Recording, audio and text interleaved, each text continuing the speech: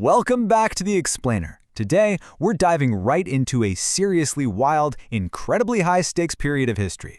We're going to unpack this massive global catalyst that basically fractured the British Empire and drastically accelerated the timeline for Indian independence. We're talking, of course, about the collision between World War II and the Indian nationalist movement. By the end of this, you'll see exactly how a global conflict turned the entire subcontinent into an absolute political pressure cooker. So right off the bat, I want you to ask yourself, what happens when a global empire just drags millions of its colonial subjects into a world war completely without asking? I mean, it sounds like a total recipe for disaster, doesn't it? Well, in 1939, that is exactly what happened. The sheer shock of this one decision set the stakes incredibly high and launched this massive chain reaction that honestly, nobody could fully control. Section 1. India dragged into war. Okay, so let's look at 1939. This is literally the exact moment the powder keg was lit. The British government made the unilateral decision to include India on the side of the Allies against the Axis powers. And here's the kicker. They didn't consult the Indian people, they didn't consult the nationalist leaders, nothing. As you can imagine, this completely one-sided decision sparked immediate outrage. Almost instantly, the Indian National Congress, along with socialists and communists, at least, before Germany attacked Russia, they all called it out. They declared this an imperialist war, and they were firmly against participating in a massive conflict they had absolutely zero say in. So what did they do? In a huge, very public display of protest, Congress ministries across the provinces just resigned. They walked out. Section 2. Demands, rejections, and offers. You can kind of think of this next phase like a really tense, high-stakes tennis match between the Indian leaders and a British government that was starting to panic. When the war broke out, Congress didn't just walk away and stay quiet. They laid down two very clear conditions for their support. First, they wanted a constituent assembly convened after the war to actually determine the political structure of a free India. Second, they demanded the immediate establishment of a responsible government at the center. Now, Viceroy Linlithgow, he initially rejected this outright. But, well, the war was getting worse for the Allies. British desperation was growing fast. So they hit back with the August offer of 1940. Linlithgow offered Dominion status as the objective, an expansion of the Viceroy's Executive Council, and the eventual setup of a constituent assembly. But keeping in mind what Congress originally demanded, naturally, they rejected it. See, the British realized real quick that they couldn't actually fight a global war effectively without India's support. The August offer was really just the opening bid. They started rapidly rolling out all these different constitutional proposals. In July 1941, they set up a National Defense Council, though, to be fair, it was given purely advisory functions. Then came the Cripps Mission, and after that, the Wavell Plan. The British were essentially just throwing proposals at the wall, hoping something, anything would stick, so they could get the wartime backing they were so desperately looking for. Section 3. The demand for Pakistan. Now, while Congress was busy rejecting those British offers, something else was happening. A massive political vacuum was opening up. Remember how the Congress ministries resigned in protest? They did that to focus all their energy on a mass struggle for independence. But by leaving those official posts, they left a huge void in the political landscape, and the Muslim League seized this exact moment. They stepped right into that absence, using the time to actively build and strengthen communal nationalism, which cemented a much stronger foothold for their own specific political goals. And the ultimate result of that strategic maneuvering came in 1940, when the Muslim League passed the historic Pakistan Resolution.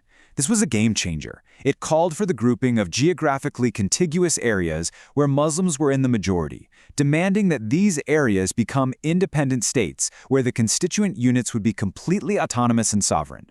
This was a profound, fundamental fracture in the vision of a united post-colonial India, really cementing the demand for Pakistan. Section 4. Do or die. Quit India. So, with the political map splintering and the British still refusing immediate self-rule, our pressure cooker was rapidly reaching its tipping point. But right before the whole country erupted, there was this fascinating transitional phase called the individual satyagraha. This program temporarily shifted the focus away from massive, sweeping public protests, pivoting instead to highly focused individual efforts to demand independence. It was a very calculated buildup, kind of like winding a spring, just tightening the tension even more. And here is where we hit one of the most surprising historical details of this entire era. We all associate Mahatma Gandhi with his unwavering philosophy of absolute nonviolence, right? Well, during this incredibly intense period, Gandhi actually shifted his ideology. He embraced a concept known as ethical violence. Basically, this meant that employing violence could actually be justified if it was for the right causes and used strictly against tyranny. Understanding the sheer gravity of this shift is absolutely crucial for what comes next. Because that ideological shift completely culminated in this one incredible, unforgettable rallying cry. To gain complete independence, Gandhi launched the Quit India movement with the famous slogan, "Do or die." This wasn't a polite request for the British to pack up and leave. It was an absolute, non-negotiable demand fueled by a newly accepted militancy against imperial tyranny.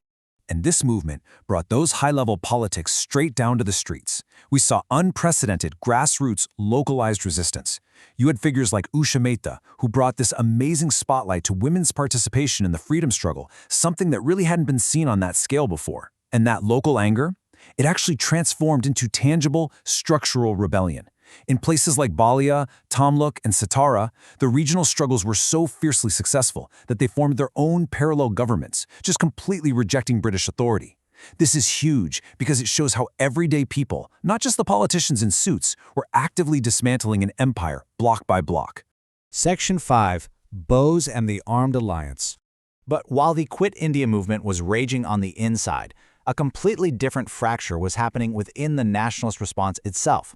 On one side, you had the Indian National Congress navigating its own internal conflicts while trying to manage this massive civilian struggle. On the other side, Subhash Chandra Bose broke away. He formed a totally separate party called the Forward Bloc, and he firmly decided that the only real path to freedom required an outright armed struggle. Bose represented a section of nationalists who leaned into a highly controversial yet very calculated strategy. The idea that the enemy of my enemy is my friend. They genuinely believed the best move was to cooperate with the Axis powers, Germany, Japan, and Italy, to secure India's freedom from the outside. So Bose allied closely with Japan and Germany, and with Japanese assistance, he took the lead of the Indian National Army, or the INA. Now, the INA was definitely not just some symbolic force. They had a very real, tangible military impact. They fought incredibly bravely against British forces and actually secured some major early successes. Most notably, they managed to gain control of the Andaman Islands right out from under the British. I mean, this was a full-scale armed rebellion, hitting the empire exactly when it was stretched to its absolute limits by the World War. So I want to leave you with a final, really crucial question to chew on. When you look at all these massive forces at play, the mass resignations, the Quit India movement, the parallel governments, the staunch demand for Pakistan, and the armed struggle of the INA, how do you weigh them all? Was India's independence ultimately won through the power of mass protests, through the very real threat of armed rebellion, or was it simply the undeniable fact that World War II completely bankrupted the British Empire, leaving them financially and militarily unable to hold on to their colonial possessions? It is a deeply complex intersection of history, and understanding all these distinct, colliding elements shows us exactly why this era was a true pressure cooker. Thanks so much for joining me on this explainer, and always keep questioning the history you think you know.